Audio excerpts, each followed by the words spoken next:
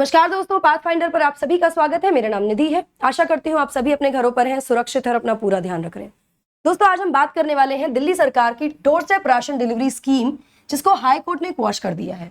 इस स्कीम के बारे में विस्तार से बात करेंगे, कुछ मुख्य बिंदुओं पर ध्यान देंगे, जैसे कि दिल्ली सरकार की door step ration delivery scheme actually में है क्या, इसमें क्या क्या प्रावधान थे, इसके बारे में चर्चा करेंगे। क्या हर्डल्स इसको फेस करने पड़े, इसके बारे में बात करेंगे। साथ ही जानने की कोशिश करेंगे इसको लीगल बैटल्स क्या फाइट करने पड़े, केंद्र सरकार, दिल्ली सरकार और जो फेयर प्राइस शॉप ओनर्स संघ है, उनके बीच में क्या पूरा लीगल मुद्दा रहा, उसके बारे में चर्चा करेंगे। और साथ ही जानने की कोशिश करेंगे दिल्ली हाई कोर्ट का लेटेस्ट रूलिंग क्या रहा है इसके संबंध में। Before we move forward and understand the entire issue, यहाँ पर एक ओवरव्यू देने की कोशिश की है मैंने थ्रू अ टाइम लाइन, जहां पे स्कीम की शुरुआत से लेके अभी जो डिसीजन आया है हाई कोर्ट का, वहां तक प्रेजेंट करने की कोशिश की गई है। This is not the detail of it, ये छोटा सा ओवरव्यू है, just to keep it in mind कि क्या क्या हुआ है। सो शुरुआत हुई 2018 में मार्च में, जब दिल्ली कैबिनेट ने अप्रूव की मुख्यमंत्री घर घर राशन योजना, जिसको एलजी की अप्रूवल नहीं मिली। चलिए, इसके बाद 2020 जुलाई में कुछ बदलाव के साथ कैबिनेट ने दोबारा से इसको फ्रेश अप्रूवल दे दिया, मंजूरी दे दी। जिसके बाद मुख्यमंत्री ने कहा कि अगले कुछ महीनों में इस स्कीम को ऑपरेशनल बना दिया जाएगा, और उसके अनुसार जनवरी 2021 में दिल्ली के सीएम अरविंद केजरीवाल जी ने अनाउंस किया कि जो स्कीम है ये ऑपरेशनल हो जाएगी मार्च से। यहां हमें ये याद ध्यान रखना है कि अभी भी इसको अप्रूवल या कंसेंट नहीं मिला है एलजी का, ठीक है। इसके बारे में बात करेंगे टुवर्ड्स द एंड कि एलजी का रोल क्या होता है, इसके बारे में चर्चा करेंगे अंत में। इसके बाद क्या होता है, जनवरी के बाद 19 मार्च को ऑब्जेक्शन आ जाता है केंद्र सरकार की तरफ से 2021 में ही, किस बात पर, on the usage of term मुख्यमंत्री। इस स्कीम के लिए मुख्यमंत्री घर घर राशन योजना में जो मुख्यमंत्री शब्द का प्रयोग किया गया है, उसको लेकर केंद्र सरकार ऑब्जेक्शन उठाती है और कहती है कि आप इस स्कीम में मुख्यमंत्री शब्द का प्रयोग नहीं कर सकते हैं, क्योंकि इसमें डिस्ट्रीब्यूशन इन्वॉल्व है फूड ग्रेन्स का, जो किसके अंडर है, नेशनल फूड सिक्योरिटी एक्ट के अंडर है। साथ ही यह भी कहा जाता है केंद्र सरकार के द्वारा कि अगर इस पूरी जो एक्ट है, जो नेशनल फूड सिक्योरिटी एक्ट है, इसमें जो डिस्ट्रीब्यूशन की हम बात कर रहे हैं, जो पब्लिक डिस्ट्रीब्यूशन सिस्टम है हमारा, उस डिस्ट्रीब्यूशन में अगर किसी भी प्रकार का डिलीवरी मैकेनिज्म में कोई बदलाव आएगा, तो वो बदलाव लाने का अधिकार केवल और केवल केंद्र सरकार को है। संशोधन के माध्यम से संशोधन किया जाएगा एनएसएफए में, उसी के बाद ये मैकेनिज्म बदल सकता है। दो मुद्दे आ गए यहां पर, जिसके बाद एक लंबी लीगल कार्रवाई चलती है और फाइनली 2022 यानी कि अभी 2 दिन पहले हाई कोर्ट स्क्रैप कर देते हैं स्कीम को, खारिज कर देते हैं, रद्द कर देते हैं स्कीम को, और डिसीजन जो था उनका पुराना, जिसमें उन्हें होल्ड करने की, मतलब अपना पुराना डिसीजन को एक्सेप्ट करते हैं और कहते हैं रोल आउट कर दीजिए स्कीम को, holding the decision to roll out the entire scheme. आज के सेशन में डिटेल में इसके बारे में चर्चा करेंगे, जानने की कोशिश करेंगे व्हाट इज एनएसएफए ऑल्सो। बने रहिए सेशन के अंत तक। बिफोर वी मूव फॉरवर्ड, मेरा छोटा सा इंट्रोडक्शन है यहाँ पर। ये टेलीग्राम चैनल है for all my class PDF, आप मुझसे जुड़ सकते हैं इस टेलीग्राम चैनल के माध्यम से। दोस्तों, मेरी स्पेशल क्लास में भी आप आ सकते हैं। ये क्लासेस होती हैं 1 बजे और शाम को 5 बजे। ये सभी सेशंस बिल्कुल फ्री हैं। आपको एनरोल करने के लिए केवल मेरा कोड NDLive10 यूज करना होता है। साथ ही अगर आप मेरे प्लस कोर्सेज से जुड़ना चाहते हैं तो भी आप मेरा कोड NDLive10 यूज करके एनरोल कर सकते हैं। प्राइस बहुत जल्दी बढ़ने वाला है दोस्तों, take action fast, use the code NDLive10 and take your subscription. आज 11 बजे हमारा कॉम्बैट आने वाला है। अगर आपने अभी तक एनरोल नहीं किया है तो अभी जाइए एनरोल कीजिए विद द कोड NDLive10। बहुत सारे आप प्राइजेस जीत सकते हैं, गिफ्ट कार्ड जीत सकते हैं। 56 क्वेश्चन आएंगे, 60 मिनट का समय इसमें होगा। CSC एश्योर, जहां आप 2 साल से ऊपर का कोई भी सब्सक्रिप्शन लेते हैं अनअकैडमी UPSC CSC कैटेगरी का, अनअकैडमी आपको देगा 1 साल का एक्सटेंशन। अभी जाइए एनरोल कीजिए विद द कोड NDLive10। चलिए, सबसे पहले बात करते हैं स्कीम के बारे में कि स्कीम एक्चुअली क्या है। जो प्रपोज्ड इंप्लीमेंटेशन था स्कीम का, वो क्या था। तो स्कीम के अनुसार जो भी फूड ग्रेन स्टॉक्स है, उस स्कीम को लाया जाएगा मिलर्स के पास, जो एम्पैनल्ड है by the with the Delhi state civil supplies, ठीक है। जो लोग हैं वो लेके आएंगे इसको, उसके बाद ये ट्रांसपोर्ट किए जाएंगे मिलिंग यूनिट्स में, जहां पे इनकी प्रोसेसिंग और पैकेजिंग होगी। ठीक है, मतलब फूड ग्रेन्स को प्रोक्योर किया जाएगा by the millers who are empanelled with Delhi state civil supplies cooperation limited. ठीक है, उसके बाद ये जाएंगे मिलिंग यूनिट्स में, जहां पे इनकी प्रोसेसिंग और पैकेजिंग होगी। यहां से ये पैकेजेस, जो भी पैक्ड आइटम्स है, इनको डिलीवर किया जाएगा डेजिग्नेटेड फेयर प्राइस शॉप्स पर। ठीक है, जो कि सेटअप किए जाएंगे by Delhi consumer cooperative wholesale store limited. ठीक है, यहां तक कोई दिक्कत नहीं है। इसके बाद अगला स्टेप, जो इस स्कीम, जो प्रपोजल था, जो स्कीम थी, उसका क्या था, वो कॉन्ट्रोवर्शियल है। यहां तक कोई दिक्कत नहीं है। क्यों दिक्कत नहीं है, इसके बारे में भी आगे हम चर्चा करेंगे।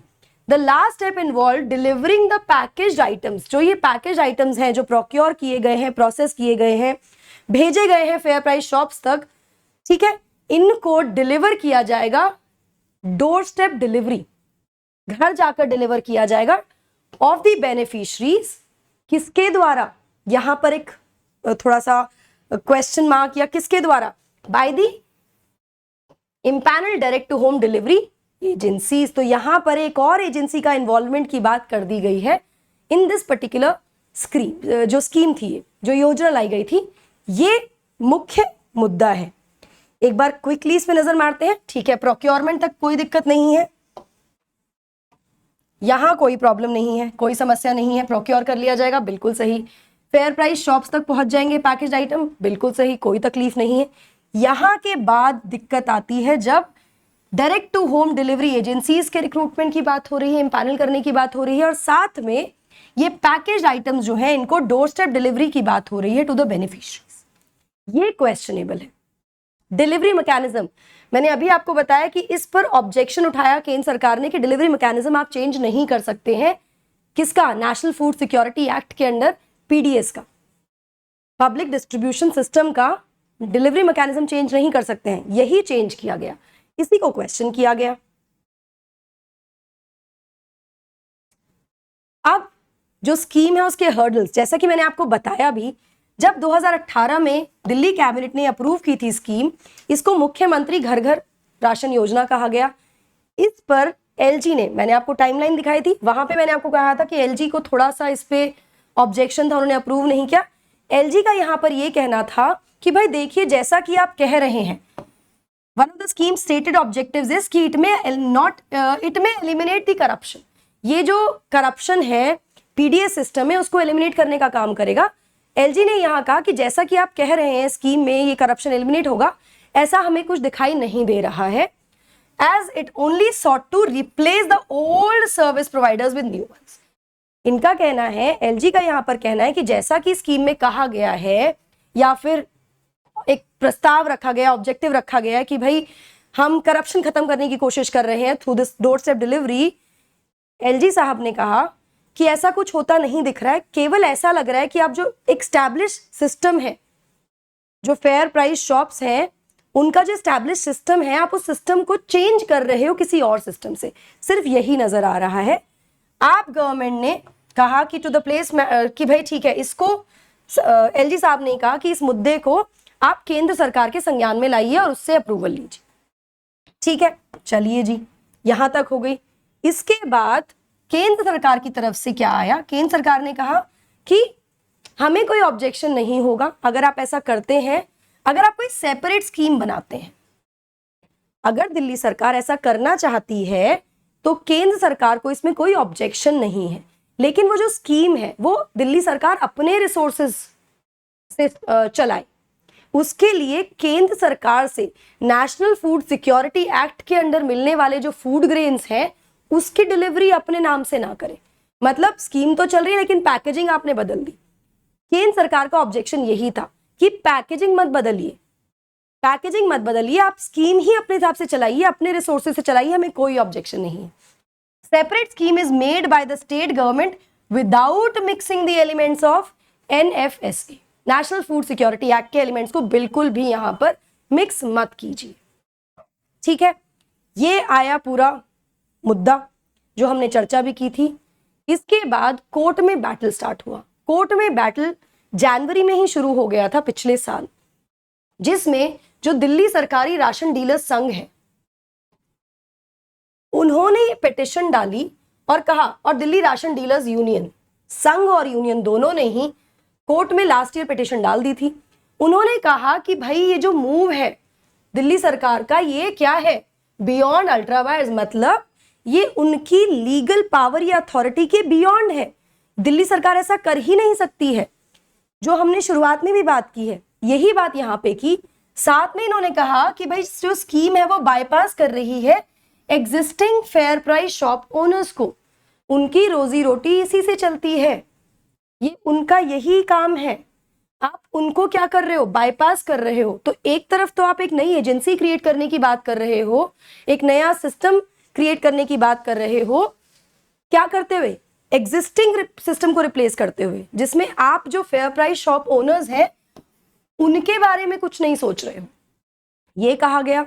यूनियन ने साथ में ये भी कहा कि भाई जो नेशनल फूड सिक्योरिटी एक्ट है उसमें कहीं पर भी ये कंटेम्पलेट नहीं किया गया है कि एग्जिस्टिंग फेयर प्राइस शॉप्स का स्ट्रक्चर बदल दिया जाएगा, ऐसा कहीं पर उसमें नहीं दिया गया है। एनएफ ऐसे के बारे में भी हम चर्चा करेंगे। And it was not right to replace the same with completely new set of dealers. साथ में इन्होंने कहा कि बिल्कुल भी सही नहीं होगा कि आप बिल्कुल एक नए सेट ऑफ डीलर्स को यहाँ पे लेकर आ जाओ, ठीक है, जो हम अभी चर्चा भी कर चुके हैं। साथ में ये भी कहा गया कि दिल्ली सरकार ऐसा नहीं कर सकती कि पूरा का पूरा जो पब्लिक डिस्ट्रीब्यूशन सिस्टम है उसका आर्किटेक्चर ही चेंज कर दे, वो उससे छेड़खानी नहीं कर सकती है, छेड़छाड़ नहीं कर सकती है, जिसमें फेयर प्राइस शॉप्स एक इंटीग्रल पार्ट है फॉर द डिस्ट्रीब्यूशन मैकेनिज्म, ठीक है। चलिए, ये कोर्ट में गया। इस पर दोनों सरकारों का, यहाँ पे यूनियन गवर्नमेंट का भी कंट्रीब्यूशन या रोल आ जाता है, जो कि मैंने शुरुआत में आपको बताया कि उन्होंने शुरुआत में भी इसमें अपना ऑब्जेक्शन लगा दिया था। तो जहां एक तरफ यूनियन गवर्नमेंट, सेंट्रल गवर्नमेंट इस पूरे मुद्दे पर मेंटेन कर रही है कि भाई जो भी सब्सिडाइज फूड ग्रेन्स अलॉट किए जाते हैं under National Food Security act, वो परमिसिबल नहीं है कि आप किसी स्टेट की स्कीम में उसको यूज कर लो। मतलब केंद्र सरकार की स्कीम को राज्य सरकार की स्कीम की पैकेजिंग डालकर आप नहीं भेज सकते हैं, ऐसा नहीं किया जाएगा, हम इसको अग्री नहीं करेंगे। केंद्र सरकार इस पर अपना जो पॉइंट है उस पर ये अडिग है। वहीं दूसरी तरफ दिल्ली सरकार की तरफ से अपने डिफेंस में कहा गया कि काफी ज्यादा महत्वाकांक्षी योजना है, जैसा मैंने शुरुआत में आपको बताया। और ये भी कहा गया, आंकड़े दिए गए बाकायदा, कि out of 7.2 million registered beneficiaries, जो 7.2 मिलियन बेनिफिशरीज हैं, रजिस्टर्ड हैं अंडर दिस पीडीएस स्कीम, उनमें से 6.9 मिलियन लोगों ने क्या किया है, एक तरह से ऑप्ट किया है for the door step delivery of ration. तो जनता, दिल्ली सरकार की तरफ से कहा गया कि जनता ऐसा चाहती है। लगभग यहां पे हम देख सकते हैं 90% से ज्यादा जो बेनिफिशरीज है उन्होंने ऑप्ट किया है फॉर डोर स्टेप डिलीवरी। ये दोनों सरकारों के स्टैंड हैं यहां पर। Before we move forward to the court verdict, जल्दी से एक नजर मारते हैं एनएफएसए पर। नेशनल फूड सिक्योरिटी एक्ट है क्या? सो बेसिकली इसी एक्ट के अंडर आपका जो पीडीएस है, पब्लिक डिस्ट्रीब्यूशन सिस्टम, ये अब गवर्न किया जाता है by the provisions of national Food Security act 2013, ठीक है। ये एक्ट प्रोवाइड करती है coverage of 2/3 of the countries population, 2/3 population को कवर करती है ये फूड ग्रेन सिक्योरिटी के लिए। सेंसस कौन सा यूज करती है? 2011 का सेंसस का इस्तेमाल किया जाता है पॉपुलेशन को एस्टिमेट करने के लिए, जिसमें कि 75% रूरल और 50% अर्बन पॉपुलेशन एंटाइटल्ड है, उनको मिलेगा highly subsidised food grain under 2 categories of beneficiaries. ये जो पॉपुलेशन है 75% रूरल पॉपुलेशन, 75% रूरल और 50% urban population under 2 categories of beneficiaries. उसमें 2 कैटेगरीज कौन कौन सी हैं? अंत्योदय अन्न योजना, AAY, हाउस होल्ड्स, हर व्यक्ति तक अनाज पहुंचना चाहिए, अंत्योदय पहली स्कीम, और दूसरी है प्रायोरिटी हाउस होल्ड्स, PHH। इन 2 कैटेगरीज में जो बेनिफिशरीज हैं वो एंटाइटल्ड है to receive highly subsidised food grains under National Food Security Act, ठीक है, 2013। इसके साथ साथ इस एक्ट में क्या कहा गया? इसमें कहा गया कि भाई 35 kg फूड ग्रेन्स पर AAY हाउस होल्ड, अंत्योदय अन्न योजना हाउस होल्ड को पर मंथ दिया जाएगा 35 kg फूड ग्रेन्स। वहीं दूसरी तरफ priority households PHH 5 kg food grains इनको दिया जाएगा पर मंथ पर पर्सन अंडर दिस NFSA। यहां पे जो आइडेंटिफिकेशन है, यहां पे रोल आता है स्टेट और यूटी गवर्नमेंट्स का NFSA के अंडर, कि जो भी आइडेंटिफिकेशन है इन बेनिफिशरीज का या हाउस होल्ड्स का under this scheme has to be done by the state and UT government. उस राज्य की या केंद्र शासित प्रदेश यूनियन टेरिटरी की सरकार इनको आइडेंटिफाई करेगी, ठीक है, which is required to frame its own criteria. उसके बाद वो कैसे करेगी वो उसको अपने आप डिसाइड करना है। अभी तक कहीं पर भी हमने यहाँ पर डिलीवरी मैकेनिज्म को लेकर कोई बात नहीं देखी है। हमने क्या देखा, शुरुआत में हमने देखा PDS, पब्लिक डिस्ट्रीब्यूशन सिस्टम। इसी के through, public distribution system through fair price shops, उसी के थ्रू डिलीवरी होनी है, वहीं से बेनिफिशरीज आएंगे और अपना राशन कार्ड के through one ration one nation, बहुत ही केंद्र सरकार की भी काफी महत्वाकांक्षी ये योजना है, उसके आधार पे भी हम इसको समझने की कोशिश कर सकते हैं, जिसका एक्चुअली संज्ञान भी दिया गया बाय द दिल्ली गवर्नमेंट कि अगर हम ऐसा करते हैं तो हम केंद्र सरकार की वन राशन वन स्कीम को इंप्लीमेंट करना का प्रयास कर रहे हैं। बेसिकली मतलब वही बात की गई है, आप समझ जाइए। चलिए ठीक है कि भाई ठीक है, बेनिफिशरीज आप जो स्टेट है जो यूटी है वो सरकार डिसाइड करेंगे, उसके लिए क्राइटेरिया खुद से बनाएंगी। यहाँ पर जो सब्सिडाइज सेंट्रल इशू प्राइजेस है वो क्या रखे गए हैं, 1 रुपया, 2 रुपया, 3 रुपया, 1 रुपया फॉर कोर्स ग्रेन, 2 रुपये for wheat and 3 rupees for the rice, ठीक है, रिस्पेक्टिवली। साथ में हमारा जो नेशनल फूड सिक्योरिटी एक्ट है वो फोकस करता है न्यूट्रिशनल सपोर्ट पे टू विमेन एंड चिल्ड्रन। महिलाओं और बच्चों के जो न्यूट्रिशनल सपोर्ट है, जो उनको नरिशमेंट चाहिए, न्यूट्रिशन चाहिए, उस पर भी ध्यान दिया गया है, जिसमें कहा गया है कि एक तो मील दिया जाएगा to pregnant women and lactating mothers. Such women will be entitled to receive maternity benefit of not less than 6,000 rupees under the scheme, under the act only, ठीक है। इसके साथ साथ अगर कभी जो एंटाइटल्ड जो लोग हैं, जो बेनिफिशरीज हैं, उनको सप्लाई नहीं होते हैं फूड ग्रेन्स या मील्स, तो बेनिफिशरी को फूड सिक्योरिटी एक्ट के अंडर फूड सिक्योरिटी अलाउंस भी सरकार की तरफ से दिया जाएगा। ये पूरा है आपका नेशनल फूड सिक्योरिटी एक्ट, ठीक है। चलिए अब देखते हैं कोर्ट का वर्डिक्ट क्या आया। तो यहां पर दिल्ली हाई कोर्ट ने क्लियरली कहा कि भाई ठीक है, स्टेट गवर्नमेंट अगर चाहे तो वो ऑफर कर सकती है डिलीवरी ऑफ फूड ग्रेन्स। यहां पर दिल्ली हाई कोर्ट ने कहा कि अगर आपको डिलीवरी ऑफ फूड ग्रेन्स करनी है घर तक, मतलब आपको घर घर राशन पहुंचाना है, होम डिलीवरी करनी ही है, तो अपने रिसोर्सेज से कीजिए, यूज योर ओन रिसोर्सेज।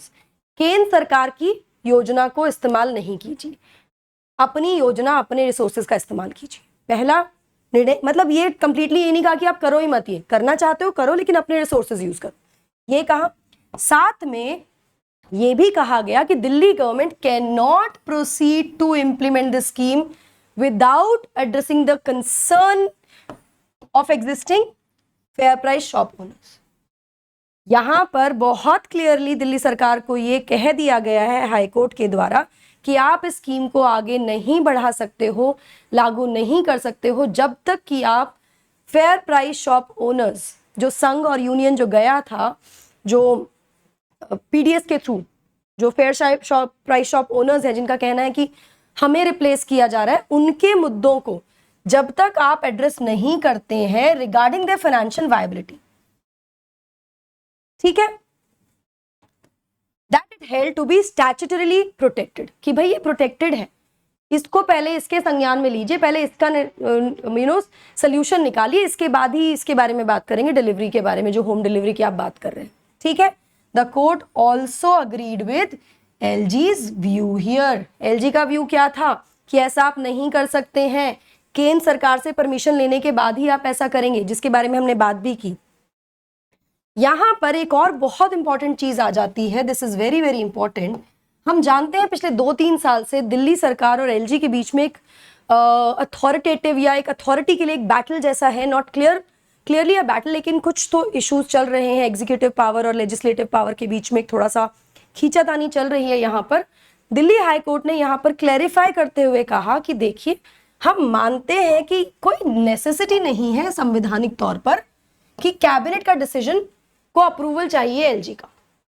ऐसी कोई संवैधानिक आवश्यकता नहीं है कि हर जो कैबिनेट डिसीजन लेगी उसको अप्रूवल मिलेगा ही एलजी का, या उसकी अप्रूवल की आवश्यकता ही है, अनिवार्यता ही है।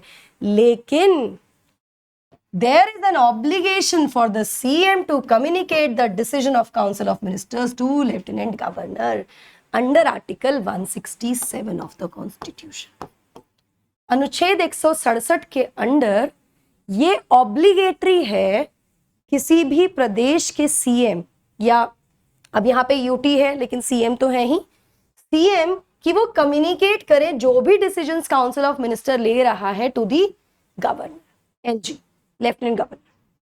इसके साथ साथ हाई कोर्ट ने कहा कि in case there is a difference between cabinet and the LG, अगर डिसीजन बताया गया और दोनों के बीच में तालमेल नहीं है या कंसेंसस नहीं आ रहा है, तो ये एलजी का अधिकार है कि वो इस मुद्दे को राष्ट्रपति को रेफर करे अपनी फाइनल कॉल के लिए। ऐसा कर सकते हैं। यहां पर एक और बात क्या कही गई कि ठीक है, इसके बाद जब ये फाइनल कॉल के लिए प्रेसिडेंट के पास जाएगा, वहां से एलजी जो भी डिसीजन लेंगे, जो भी एक्ट करेंगे, वो कैसे करेंगे? According to the decisions of the president. जैसा राष्ट्रपति कहेंगे उसके अनुरूप एलजी को काम करना होगा। और जब तक ये डिसीजन पेंडिंग है, जब तक ये डिसीजन पेंडिंग है और there is a case of urgency, और एकदम अनिवार्यता आ जाती है, अर्जेंसी आ जाती है, तो ऐसे केस में the LG is required to act, he may act in case urgency requires the LG to act. अगर अर्जेंसी आ जाती है और एलजी को एक्ट करना पड़ेगा, he may act and give directions in the matter as he deems necessary। What does this mean? It means ये essential नहीं है कि कैबिनेट को, काउंसिल को अप्रूवल चाहिए एलजी का हर मुद्दे पर। अग्रीड, संवैधानिक तौर से कंपलसरी नहीं है। क्लियर किया दिल्ली हाई कोर्ट ने। साथ में ये भी कह दिया कि भाई ऐसा जरूरी तो नहीं, लेकिन ये भी क्लियर है कि आर्टिकल 167 के अंडर ये ऑब्लिगेशन है सीएम पर कि वो जितने भी डिसीजंस हैं उनको कम्युनिकेट करे एलजी को, जो भी काउंसिल ऑफ मिनिस्टर्स ले रही है।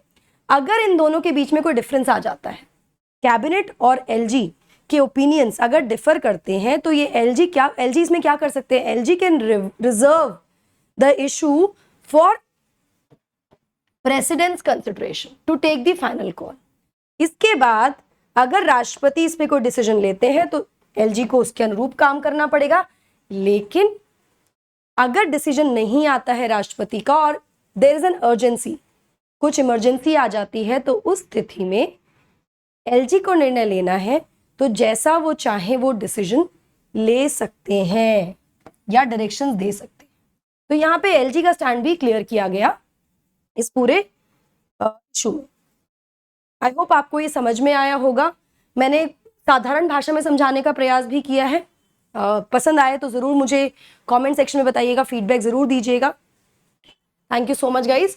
तो आइकॉनिक सब्सक्रिप्शन अगर आप लेना चाहते हैं अनअकैडमी का, तो यहाँ मिलते हैं आपको live coach, mentorship, personal coach, live mentorship, mains question answer practice, study planner, open house with educators, prelims practice booklets आपको मिल रही है फिलहाल 7500 वर्ड्स की विद एवरी आइकॉनिक सब्सक्रिप्शन। अभी जाइए, एनरोल कीजिए। 0% EMI का ऑप्शन भी है जहां पे आप लोन ले सकते हैं। डाउट के लिए एक इंट्रोड्यूस कर रहा है Unacademy dedicated doubt solving sessions with the specialist teachers. Subscription के लिए आपको प्लेटफॉर्म पर जाना है, आपसे रेफरल कोड मांगा जाएगा, आपको कोड डालना है, अप्लाई करना है, and there you go, you will get the discount. 5 जून से 14 प्लस ऑप्शनल कोर्सेज लॉन्च कर रहा है अनअकैडमी। अभी जाइए, एनरोल कीजिए। CSE बैचेस हमारे शुरू हो रहे हैं 25 मई से 2022, 2023 और 2024 के लिए। अभी एनरोल कीजिए। अनअकैडमी को क्यों ज्वाइन करना है? बहुत सारे बेहतरीन फायदे हैं अनअकैडमी को ज्वाइन करने के। आप यूज कर सकते हैं मेरा code NDLive10। That's it from my side guys। Channel पर पहली बार आए तो don't forget to subscribe, like and share, and also hit the bell icon so that you get all the notifications about our latest videos. That's it from my side. Take care. God bless you all. Thank you so much.